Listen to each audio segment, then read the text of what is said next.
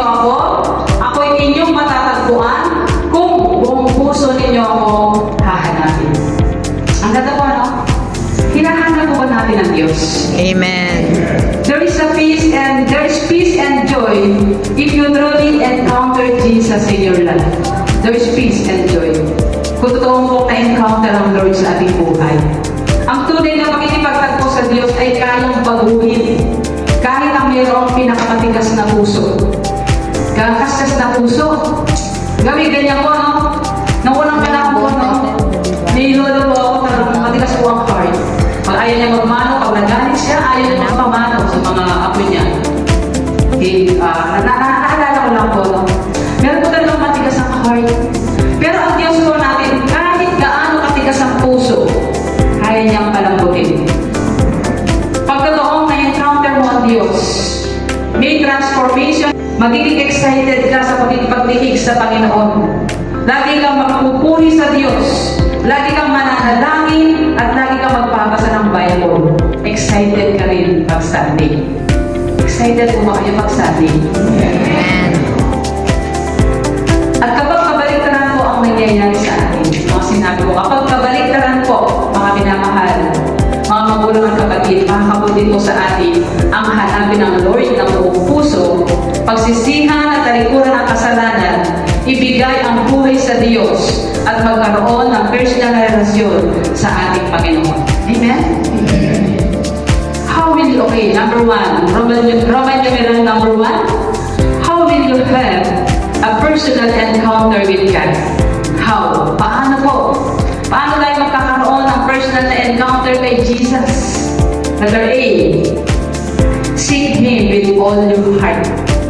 Seek Him with all your heart. Ang sabi po sa Bible text natin, kapag hinanap ninyo ako, ako'y inyong matatagpuan kung buong puso ninyo ako hahanapin. Kung buong puso po natin hahanapin ang Diyos, siya po ay ating matatagpuan. Amen po ba? Amen.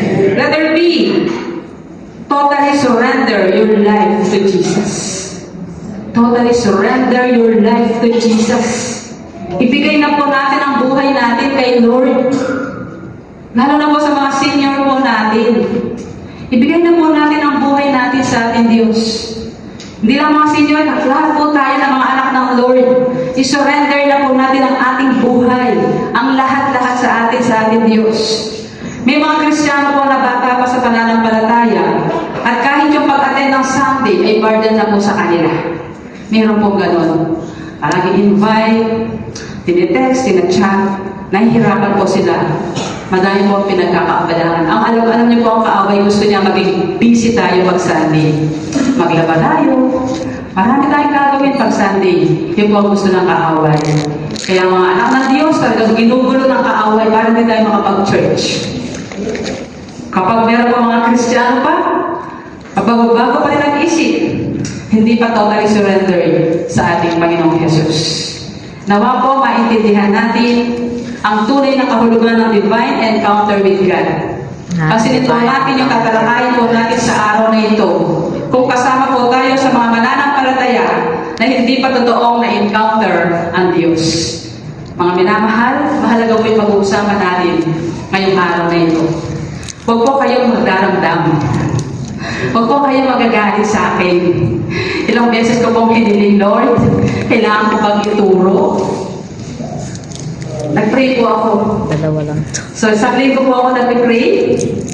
Lord, mangyari po ang kalooban mo. Amen. Ang message na ito, itinuro po ni Pastor Richard Manalastas, anak po ni Bishop, sa kanilang church.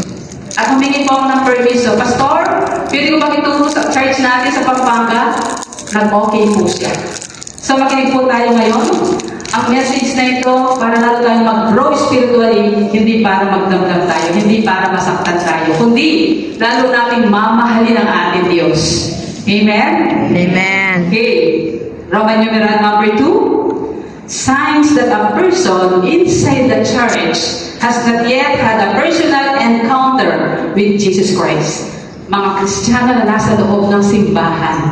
Nagsisimba sila, pero wala bang personal na encounter sa ating Panginoong Jesus. Meron lang po tayo tatlong puntos. Number 1, Not thirsty or hungry for God's Word. Not thirsty or hungry for God's Word. Ibig sabihin po, Hindi uhaw. hindi na uhaw sa salita ng Diyos. Kailangan po kung pinapakain natin ng ating physical na mga katawan, kumain din po ang ating spiritual. Amen? Amen. Kailangan po hindi lang ang pagkain natin may merienda 3 times a day, di ba? Tapos may merienda pa sa pagitan. Kailangan po kumakain din ng ating spiritual. Ang sabi po sa Mateo 4:4,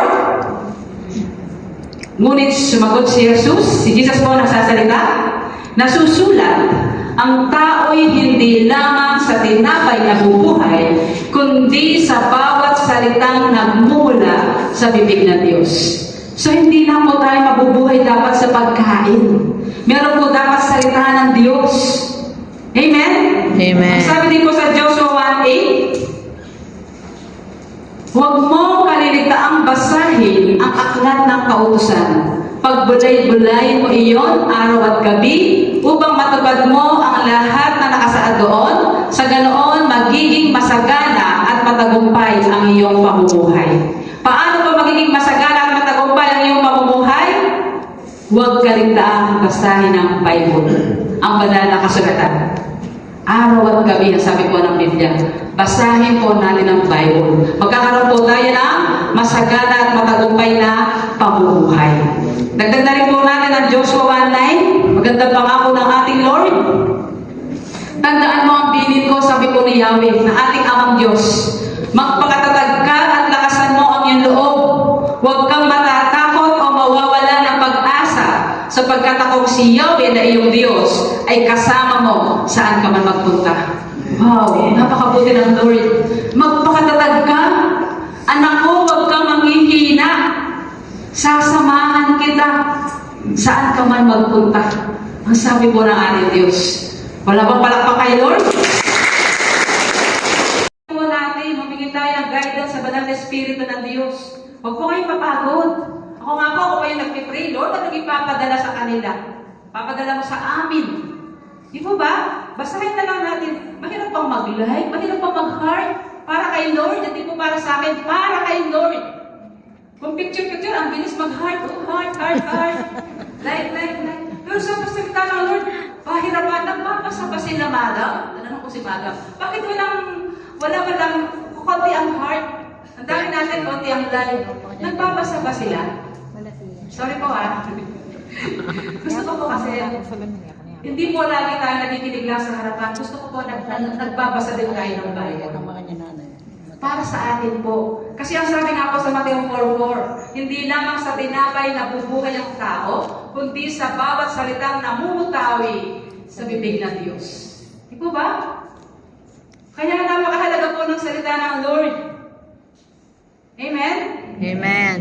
Okay, if you are not hungry or thirsty for God's Word, then going to church is only a ritual. Kung hindi pa rin po tayo nauuhaw sa salita ng Lord, going to church is only a ritual. Dati po ganyan ako. Basta makapag-church ako, okay na sa akin. Nagmamadali pa po ako. Gusto ko matapos na agad. Pag pumahaba ang preaching, ang tagal naman ni pastor. Ang tagal ni pastor magturo. Ganun po ako dati. Nagmamadali po ako sa timbahan. Baga ayaw ko ng mahabang message. At na-realize ko po, ang tagal na panahon din po ako nagpapagamit sa Lord. Thank you, Lord, binago niya po ako. Sa panahon po na ganun ako, basta makapagsimba ako, ritual lang sa akin ng Sunday, present ako, okay na sa akin yun. Tapos nagmamadali pa po akong umuwi. Kung may activity sa church, ay, hindi ko pinapansin yan. Uwi na ako. Kasi po, hindi ko pa totally na-encounter ang Lord noon. But thanks God. Salamat kay God. Thank you, Lord. Binago niya po ako.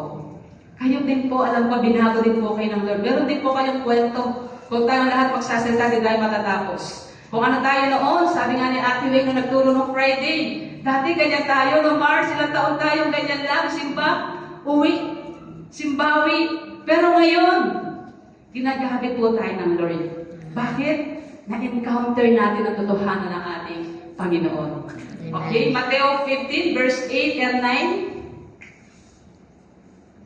Ang paggalang sa akin ng bayang ito ay pakunwari lamang. Makinig po tayo.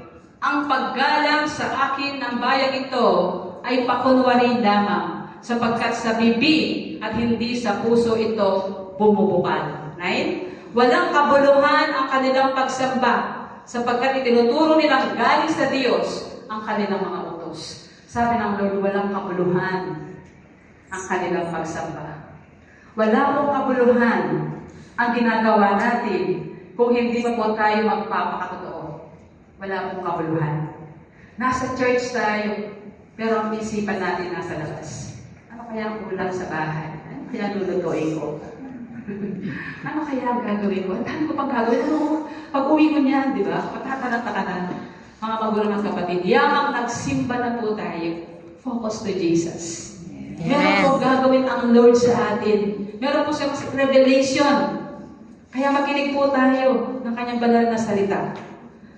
Mga magulang at kapatid, kung ang puso po natin, pag nasa church tayo, naiwan po sa bahay, hindi po natin totally na-encounter ang ating Panginoon. Kaya, isurrender po natin ang ating buhay sa ating Diyos. Hindi pa po huli ang lahat. Isurrender po natin ang ating buhay. At hanapin natin ang buong puso ang ating Diyos. Mamaya po bago tayo umuwi, surrender po natin ang ating buhay sa ating Diyos. Hanapin natin. Kumbaga, Lord, kausapin natin ang Diyos bago po tayo umuwi. Ibigay natin kay Lord ang lahat-lahat. Amen? Mapagmahal po ang ating Diyos. Mapagmahal siya. Naunawaan niya kung hindi ka nakapag-church. Lalo na kung may sakit ka. Gusto mo mang tumayo, hindi ka makatayo. Habang malakas pa po tayo, unahin natin ang gawain ng Lord. Amen? Amen. Amen. And another sign that a person inside the church has not yet had a personal encounter with Jesus. Number 2, no fruit of the Holy Spirit. No fruit of the Holy Spirit. Ang tunay na Kristiyano, dapat po nagre-rema po sa buhay natin ang bunga ng Espiritu. Ano po yung bunga ng Espiritu? Lagi natin pinag-aaralan, di po ba? Galatians 5, verses 22 to 23. Subalit ang bunga ng Espiritu ay pag-ibig, kagalakan, kapayapaan, katyagaan, kabaitan, kabutihan, katapatan, kahinahunan, at pagpipigil sa sarili. Wala pang batas laban sa mga ito. Dapat po nagre-rema na sa buhay natin yan dahil anak tayo ng Diyos. Mahirap ba ang pagpipigil sa sarili? Kahit galit ka na, napipigil mo sarili mo. Bakit? Anak ka ng Diyos. Dapat lagi may pag-ibig sa puso. Hindi ka na ngayon kaagad nagagalit. Hindi ka na nagmumura.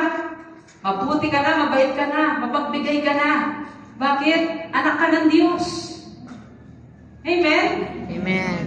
Idugtong po natin, Galatians 5:24-26.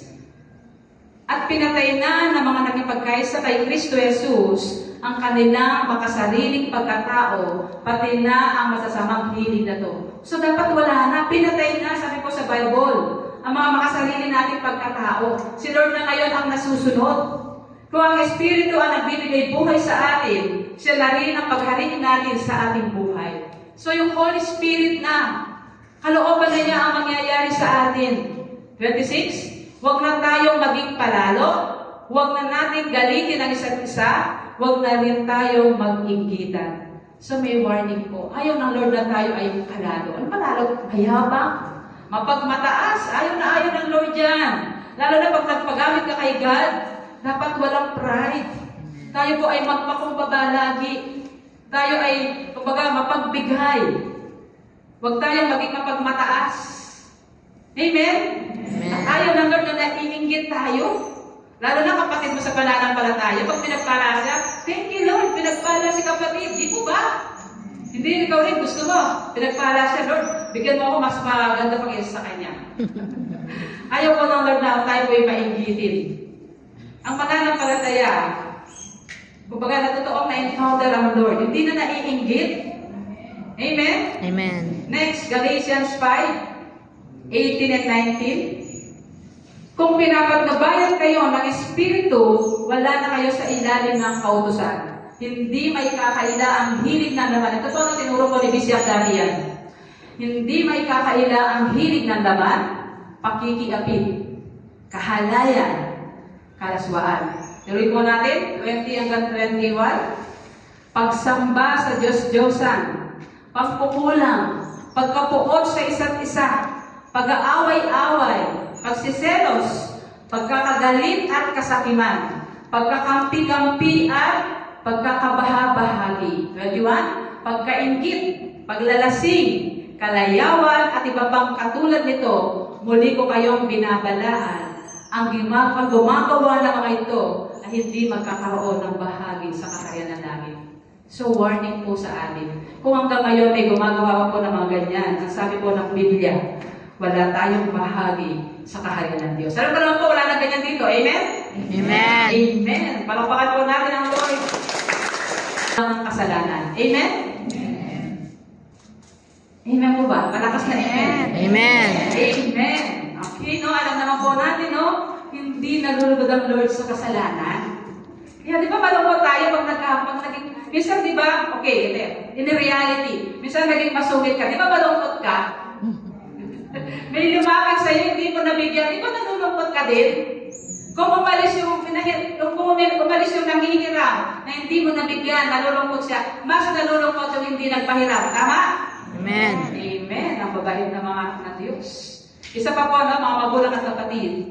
Kapag po wala pang manifestasyon ang bunga ng banal na Espiritu sa atin, hindi pa nagre-rema ang bunga ng banal na Espiritu, one will remain unforgiving and judgmental toward others. Unforgiving and judgmental towards others. Magpatawad po tayo. Mga magulang at kapatid, kung may nakasakit man po sa inyo, magpatawad po tayo. Huwag po tayo maging judgmental. Amen. Amen. Kapag di po natin kaya magpatawad, kinig po tayo. Kapag hindi po natin kaya magpatawad, kasama pa po tayo sa pinag-aaralan nating mga tao na wala pang tunay na pangingipagtagpo kay Kristo Jesus. Pag hindi po tayo marunong magpatawad. Dahil ang sabi po sa Mateo 6:14-15, ang sabi po gano'n ng ating Panginoon, sapagkat kung pinapatawad ninyo ang mga nagkakasala sa inyo, patatawarin din kayo ng inyong Ama na nasa langit. So kapag pinapatawad po natin ang mga nagkakasala sa atin, patatawarin din tayo ng ating Amang Diyos. Ngunit, sabi ko gano'n sa 15, kung hindi ninyo pinapatawad ang iba, hindi rin naman patatawarin ng inyong Ama ang inyong mga kasalanan. Maliwanag po ba? So dapat kung meron pa po tayong sama ng loob ng galing sa kapwa natin, magpatawad po tayo. Kasi ang sabi ng Bible, hindi po tayo patatawarin ng ating Amang Diyos. Galit na po kayo? Ay, hindi. Thank you, Lord. So, kailangan po natin magpatawad. Mga kapatid, huwag kayong magsiraan sa isa't isa. Ang namimitas, huwag kayong magsiraan sa isa't isa. Ang namimitas o humahatol sa kanyang kapatid, ay namimitas o humahatol sa kautusan. At kung hinahatulan mo ang kautusan, hindi ka na tagasunod ng kautusan, kundi isang hukom nito. Ang Diyos lamang ang nagbigay ng kautusan at siya rin ang hukom. Nadaan po natin yan. Ang Diyos ang judge. Siya lang ang may karapatang humatol. Huwag po tayong hahatol. Kasi bababasa din po natin sa Mateo 7:1-5. 1:3 muna. Mahaba po kasi. Sabi po ganon, huwag kayong humatol nang kayo'y hindi hatulan. Sapagkat hahatulan kayo ng Diyos ayon sa paghatol ninyo sa iba. At susukatin kayo ayon sa panukat na ginamit ninyo sa iba. Bakit mo pinapansin ang puwing sa mata ng iyong kapatid, ngunit hindi mo pinapansin ang troso nasa iyong mata? Naintindihan ba natin yun? Amen. Pinapansin mo ang puwing ng kapatid mo, pero sa mata mo, mas malaki. Troso, sabi mo gano'n sa Mateo 7, ibaba po natin 4 and 5. Sabi kong gano'n, paano mong masasabi sa iyong kapatid, halika't alisin ko ang puwing mo, gayong troso ang nasa mata mo. 5, mapagkunwari. Alisin mo muna ang troso ang nasa iyong mata at sa gayon, makakakita ng mabuti at maaalis mo ang puwing ng iyong mata. Ng iyong kapatid. Aalis mo ang puwing ng mata ng iyong kapatid. So tayo po, no? Nakukuha pa ba natin Siklat. hatulan ng kapwa natin. Ayan, makanyugali yan. Tingnan mo na sarili natin. Di po ba? Kapag tumitingin tayo kay Lord, focus tayo kay Jesus. Hindi tayo magpo-focus sa kapatid natin o sa kapwa natin. Mas mapapabuti po tayo. Huwag natin tignan ang mali ng iba. Mamaya mas sobra pa ang mali natin, hindi natin napapansin. Hindi niyo ba napapansin, minsan nakakasakit ka, hindi mo alam. Nagkakamali ka, hindi mo alam minsan, di ba? Kaya ganyan na lamang ang pagsuko natin sa ating Lord. Lord, turuan niyo ako. Paggising mo pa lang, Lord, ako po, ito pang panalangin ko, turuan niyo po ako. Gawin ko ano po ang kalooban mo. Lord, pati pa pangusap ko, pananalita ako, pangunahan niyo po. Huwag mo hayaan, makasakit ako, Lord. Ganun palagi salita, Lord, maging encouragement po ako. Ikaw ang makita sa akin, ikaw ang marinig sa akin. Mga panalangin ko po, maging panalangin niyo rin po. Para pag may kausap po tayo, na alam naman po natin na talagang, naalala ko sa latay session, talagang, kapag inuusig siya. At least, ang sasabihin niya, magagaling sa Lord. Napakabuti po kasi ng ating Diyos. Siya po ang ating tagapagtanggol. Kaya ako natin sila, na kahit anong sabihin nila sa atin, nahatulan nila tayo, kayaan natin sila, dahil ang Diyos po ang ating tagapagtanggol. Amen? Huwag po tayong hahatol. Yes, palakpakan po natin ang Lord. Tayo, another sign na ang tao na nananampalataya na nasa loob ng simbahan ay hindi pa totoong na-encounter ang Lord. Another sign is number 3. Loves the world more than God. Loves the world more than God. 1 John 2:15. Huwag ninyong ibigin ang sanlibutan o ang mga bagay na nasa sanlibutan. Ang umiibig sa sanlibutan ay hindi umiibig sa Ama. So, ano po ng Lord, no? Sabi niya, huwag niyong ibigin ang sanlibutan. Ibig sabihin niya mga material na bagay o ano man yan. Huwag mong ibigin yan. Sapagkat pag inuna mo yan, sa pagtrabaho mo, inuna mo yan, ano bang ginagawa mo, maiiwan ang Lord. Nakunawaan ba natin ang verse na ito? Sabi nga po, no, mga magulang at kapatid, makamtan mo man ang yaman ng mundo, walang halaga kung mapapahamak naman ang iyong kaluluwa. Nakunawaan po ba natin yun? Magbasa po natin yun sa Marcos 8:36, kung di ko ako nagkakamali. Mark 8:36. Sabi ganon, makamtan mo man ang lahat. Ikaw man ang pinakamayaman, ikaw na marami kang kotse, marami kang bahay, naglalaki ang mga mansyon, madami kang business, napakayaman mo, bilyonaryo ka, ano bang klaseng kayamanan na meron ka. Kung wala ka kay Kristo, kawawa ka na, mapapahama ka lang. Amen? So, napakahalaga po ngayon ang gusto ng Lord sa bawat isa sa atin. Meron tayong Kristo dapat sa puso. Surrender natin ang aming buhay kay Lord. Hanapin natin ang Diyos ng buong puso. Bago po tayo lumabas, surrender natin ang buhay natin. Kung hanggang ngayon, meron ka pagdaladala ng mga negative, mga hinanakit, mga sama ng loob, surrender na po natin sa ating Panginoon. Amen? Amen. Amen. Yes, para makapag natin ang Lord. Mag-impok kayo ng mga kayamanan sa langit, kung saan walang insekto o kalawang na sumisira, at kung saan walang magnanakaw na nakakapasok o nakakapanakaw. Ano gusto ng Lord? Mag-impok tayo ng kayamanan sa langit. Ano ibig sabihin nun? Ito po ay tumutukoy sa paggawa ng mabuti, paglilingkod sa Diyos, at paghahayag ng mabuting balita ng salita ng Diyos. Amen? Kapag mas mahal po natin ang mundo kaysa sa Lord, mas priority po natin na makamtan ang yaman sa mundong ito. Makikita po ito sa ating mga buhay dahil ang resulta po nito ay having no time for the Great Commission. Wala kang time. No time for the Great Commission. Still no time. Wala ka pa rin time sa paghahayag ng salita ng Diyos. Dito po maraming tatamaan. Sabi ng iba, bahala na si pastor. Bahala na si pastora. Bahala na si Bishop magpahayag ng salita ng Diyos. Hindi naman ako pastor eh. Hindi naman ako pastora. Pinapaubaya na po natin lahat kay Bishop, kay pastora, ang paghahayag ng salita ng Diyos. Ang sabi po sa Bible, Mateo 28:19-20. Kaya't habang kayo'y humahayo, gawin ninyong alagad ko ang mga tao sa lahat ng bansa Bautismuhan niyo sila sa pangalan ng Ama at ng Anak at ng Espiritu Santo. Turuan niyo silang sumunod sa lahat ng iniutos ko sa inyo. Tandaan ninyo, ako'y laging kasama ninyo hanggang sa katapusan ng mundo. So hindi lang po mga pastor o pastora, siya ang maghahalin na salita ng Diyos. Ang mga anak ng Diyos, mga alagad, mga disciples.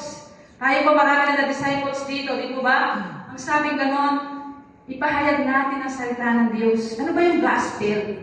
Paano ba yun, pastora? Paano ko sisimulan?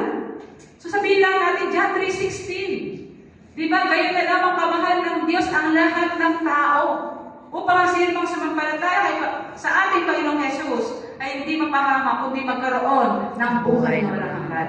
Tuturuan din po natin sila na tanging si Kristo lang po ang daan, ang buhay, ang katotohanan, at walang makakapunta sa Ama, kundi sa pamamagitan ng ating Panginoong Jesus. Di ba? Sinusulat ko ito, sabi ni Apostol Pablo, sa 1 John 5:13, upang malaman ninyo na kayo mga sumasampalataya sa anak ng Diyos ay may buhay na walang hanggan. Yan po yung mga salita ng Lord. Di ba? Kapag sumampalataya ka sa ating Panginoong Yesus, ikaw ay may karapatang maging anak ng Diyos. John 1:12. Kaya napakahalaga po, alam natin dapat ang mga salita ng Lord pag tayo po ay humahay. Hindi naman kailangan na kami ng kami.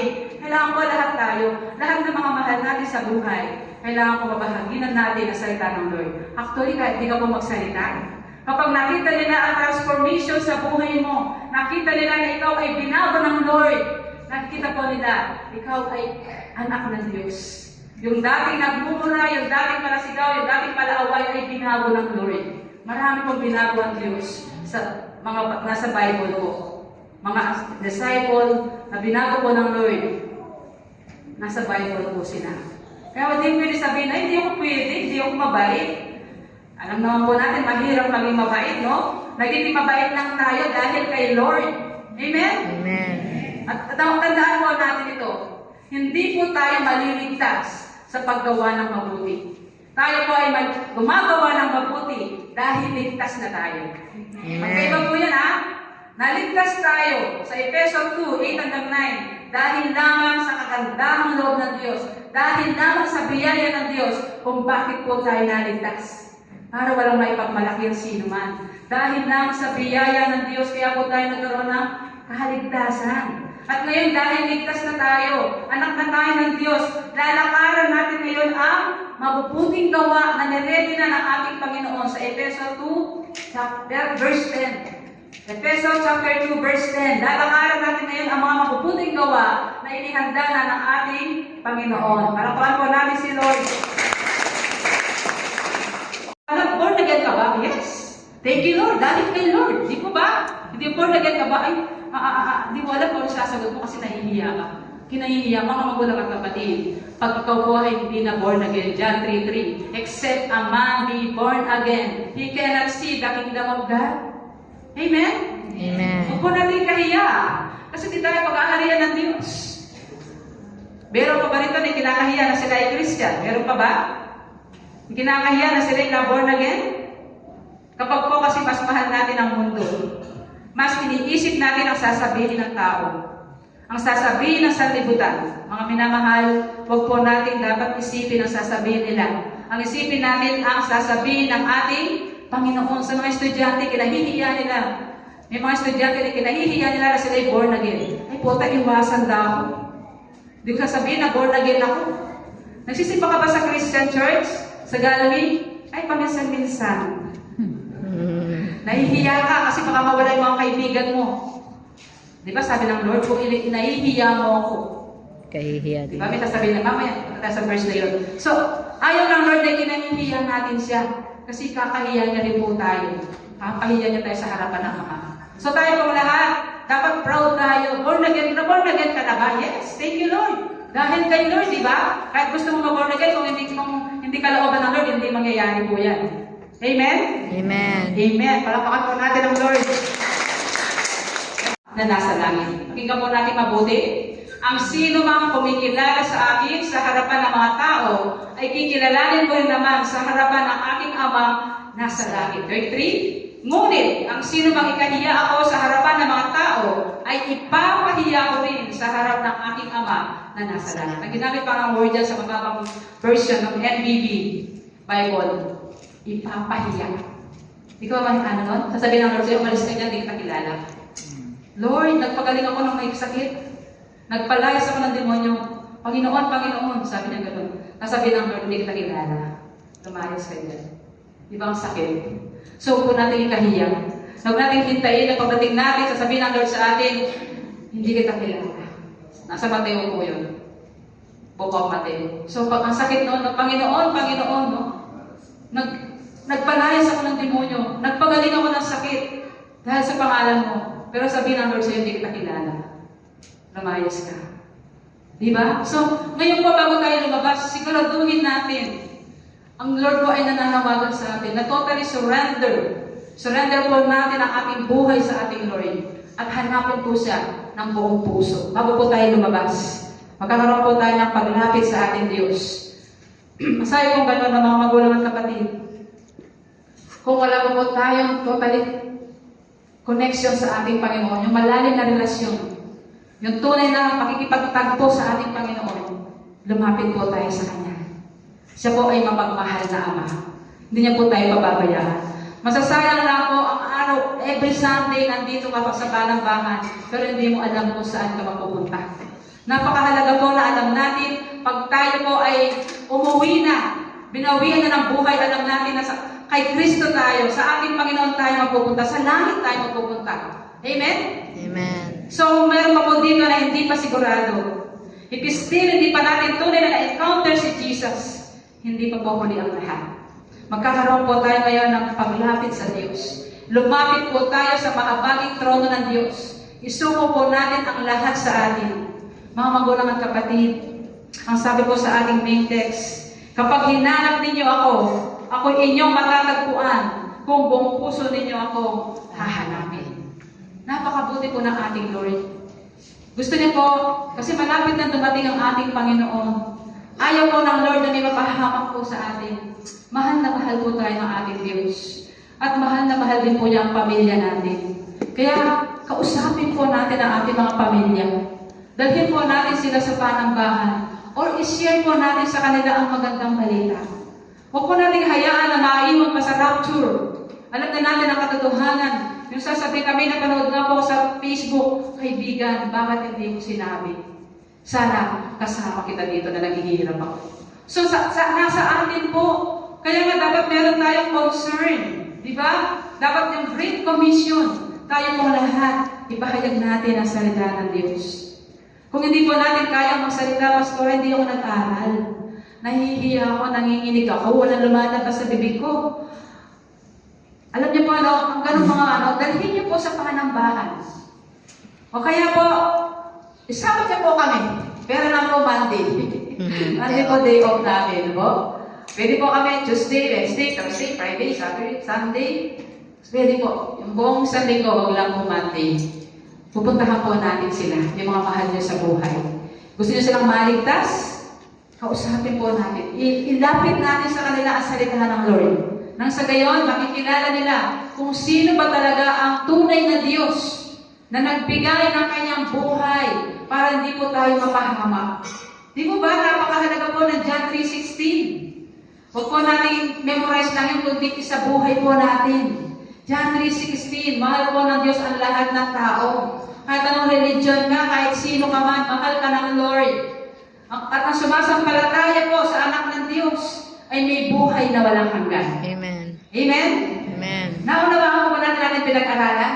Amen. Tagalog na po, no? Napakasimple lang po. Ang sabi ko sa conclusion natin. 2 Corinto 13:5. Kalawang Korinto. Subukin ninyo ang inyong mga sarili kung kayo'y nabubuhay ayon sa pananampalataya. Suriin ninyo ang inyong sarili. Hindi ba ninyo nalalamang nasa inyo si Kristo Jesus? Maliban na lang kung kayo'y bigo sa pagsubok. Mga bigo sa pagsubok. Tayo ba mga anak ng Diyos? Nanlulupaybay pa ba tayo pag tayo may pinagdadaanan? Tayo ba ay parang pinagtakloban ng langit at lupa? Ang sabi kong ganyan, no? Subukin niyo ang inyong sarili. Ang problema po, tandaan po natin, lahat ng tao may problema. At kapag tayo dumaranas ng problema, ang sabi ko sa unang Korinto, 1 Corinthians 10:13, no? Ang sabi kong ganon, lahat ng tao ay dumaranas din ng pagsubok. At kapag ikaw ay dumaranas ng pagsubok, ikaw ay bibigyan ng lakas at sasamahan ka ng Lord para mapagtagumpayan mo. Amen? Amen. So kung ikaw ay anak ng Diyos, dapat pag may problema ka, ibigay mo lahat kay Lord. Di ba paano pag nanalangin ka, Lord, ikaw nang bahala sa problema ko. Maya-maya lang, ano kaya ang gagawin ko? Ibinigay mo ba nun? Kinuha mo na naman yung binigay mo kay Lord, inisip mo na naman. Pag binigay mo kay Lord ang problema mo, hayaan mo na ang Diyos ang mag-solve. Amen. Magpasalamat ka na lang. May sakit ako eh. Sabi ng doktor, wala nang kagalingan. Isurrender mo kay Lord. Lord, may sakit ako. Ikaw lang po makakapagpagaling sa akin. Ang sabi ng doktor, hindi na ako gagaling. Pero ikaw na aming Diyos ay makapangyarihan at walang imposible sa iyo. Amen? Amen. So, huwag na natin isipin yung sakit-sakit na yan. Punta tayo sa church. Hanggat kaya po natin lumakad, go to church. Sama-sama po tayo magpuri, magpasalamat sa ating Diyos. Yun po ang gusto ng Lord sa atin. Amen? Amen. At ang blessing, talagang ang blessing po, hindi natin napapansin. Yan po ay darating sa Dadaloy. atin, nagmumula sa ating Amang Diyos. Amen. Amen? Amen. Hindi tayo pababayaan. Basta unahin natin ang ating Lord. Amen. Amen. Isa na lang kay Amen. Meron pa po ba dito, meron pang Kristiyano dito na talagang nanghihina pa rin after natin mag-aral? Wala na. Thank you, Lord. Lahat ng mundo, kung meron man nagagalit sa atin, meron man